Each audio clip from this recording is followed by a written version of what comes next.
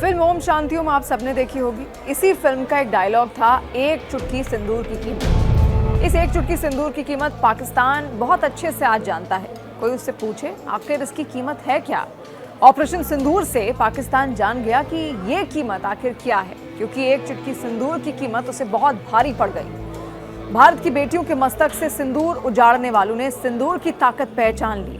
लाल सिंदूर की तरह पाकिस्तान को भी भारत ने कभी ना भरने वाले लाल घाव अब दे दिए हैं, जो रह रहकर पाकिस्तान को भारत की बेटियों के सिंदूर की शक्ति याद दिलाते रहेंगे। इसी ऑपरेशन सिंदूर का चेहरा बनी दो भारतीय महिला officer, wing commander Vyomika Singh और कर्नल सोफिया कुरैशी।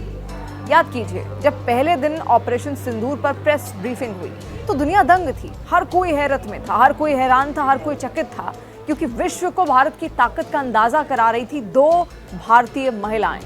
गर्व से हर भारतीय का सीना उस पल चौड़ा हुआ था। भारत का साफ संदेश था कि भारत की बेटियों का सिंदूर उजाड़ोगे तो रणचंडी बन यही संहार करने युद्ध के मैदान में तैयार रहेंगी। ये वो भारतवर्ष है जहां मां गौरी के 9 स्वरूपों को पूजा जाता है, जहां महागौरी की ममता का सम्मान होता है तो रक्त बीज का संहार करने वाली मां काली का पूजन।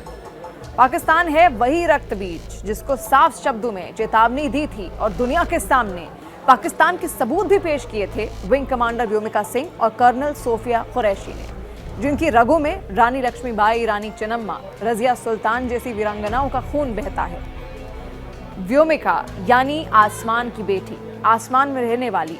व्योमिका की आसमानी उड़ान पर पूरे भारत को आज फक्र है। विंग कमांडर व्योमिका लखनऊ से आती हैं।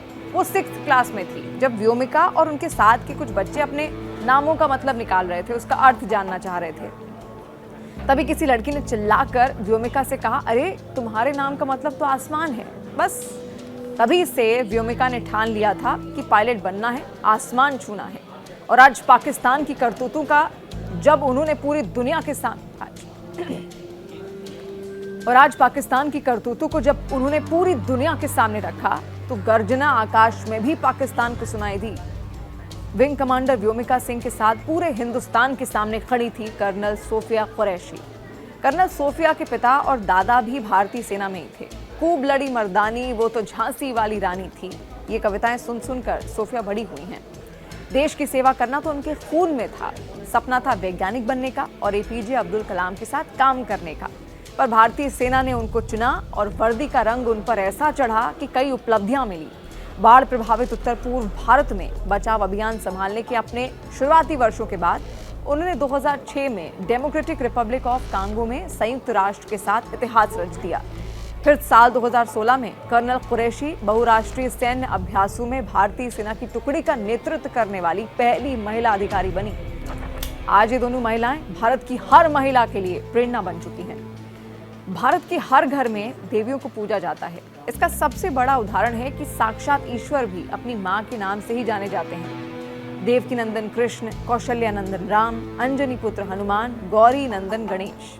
इसके अलावा देव भी देवियों के नाम से ही पूजे जाते हैं। सियापति राम, गौरापति शंकर, लक्ष्मीपति विष्णु, आज भी वो इन्हीं नामों से पूजे जाते हैं। नारी का नाम हमेशा भारत में पुरुषों से पहले लिया जाता है और सबसे पहले नारी ही पूजी जाती है।